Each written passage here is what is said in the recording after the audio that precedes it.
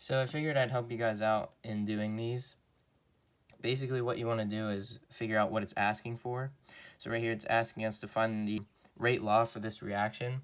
And you'll do that by trying to figure out how much this changes, like one of these changes between reactions, like between the trials. So to figure that out, you want to find which one stays constant. So right here is the ClO2. It stays constant for run 1 and 2. So we could use that to figure out how much this changes. We'll figure out what F2 is getting out of this. So what you want to do is just like write rate 2 over rate 1, because that's the ones we're using, because there's clearly a change here and not a change here. And we'll be doing F2, so we can write the concentration of F2 over the concentration of F2 for the first trial. And you'll set those equal, and they'll also be to a power of something. That power will tell us the rate law, like what order it will be in. That's what this exponent's for.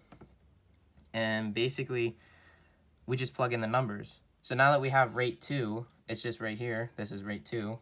So it's just 2.2 times 10 to the negative third over rate 1, which is right here, 1.1 times 10 to the negative third. And that's equal to the concentration of F2, which in reaction 2 is 0.20 molarity. And then that'll be over it for trial 1, which is 0.10. If you can't tell, this will equal 2. I mean, these are to an exponent, so we still have m. But this is 2, and this is also 2. Like, 2.2 divided by 1 is 2, and then that's equal to 20 divided by 10 is also 2. So m would equal 1 if you know your exponent rules. M has to equal 1. So the reaction order is first order with regards to F2. And it's just that simple. And we want to figure out ClO2 now. So we just need to find where F2 will be constant. So we could do trial 3 and 1, or we could do 2 and 4. But we also need ClO2 to change, which it does in each of these. But I'll just pick, I'll do the 3 and 1, just because.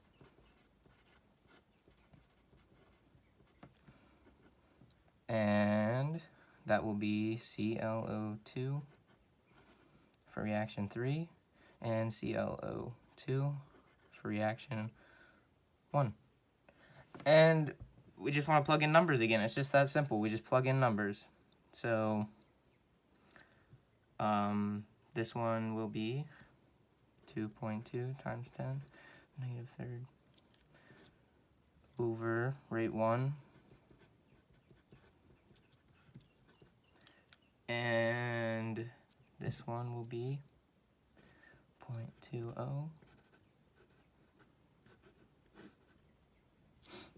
Don't forget your little exponent, by the way. I keep forgetting that, but it's there. I just never really write it. I mean, we need it, so that would be 0.10 m. And once again, it's just 2 equals 2m. So it's first order with regards to ClO2 as well. Which means that our rate law for this reaction will be rate equals, there's always the constant K. We can solve for that later, but right now it's not important. That's not what they're asking for.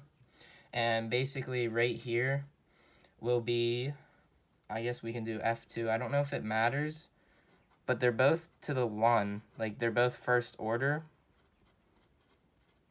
which means that overall, so the overall reaction order is second, because 1 plus 1 is 2. So like, you just add the exponents between them to get the overall. Alright, so now they're asking us to calculate constant K. So basically we'll use what we made up top, which was our formula, or our rate order. So that was just F2, and that's to the first, and ClO2 to the first. And we're just going to solve for K by plugging in the numbers from this up here. So Miss Timmons used trial 1. So we're just going to use trial 1. And basically for rate, you just want to plug in this number here, which is 1.1 times 10 to the negative third.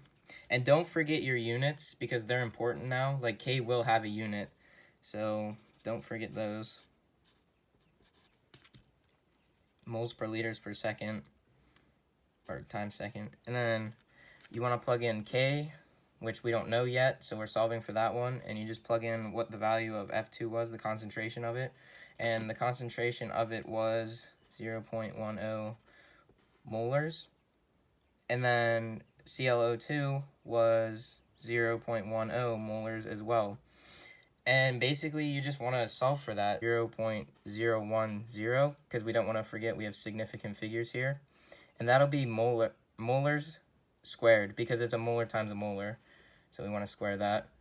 And then K, then equals. Just drag everything else down like a regular equation. So now that we have this solved, we just want to solve the rest for K. And this is basic algebra. You just divide 0.010 molars squared. And this one here by the same. And basically, molars per liters times seconds will just be molarity divided by seconds because moles per liter is molarity. And we do that so we can cancel out this molar with this one. And that will leave us with 0.11. There's 1 m left, and it's still being divided by that seconds. So that's what constant K should equal. And it's just that simple to solve.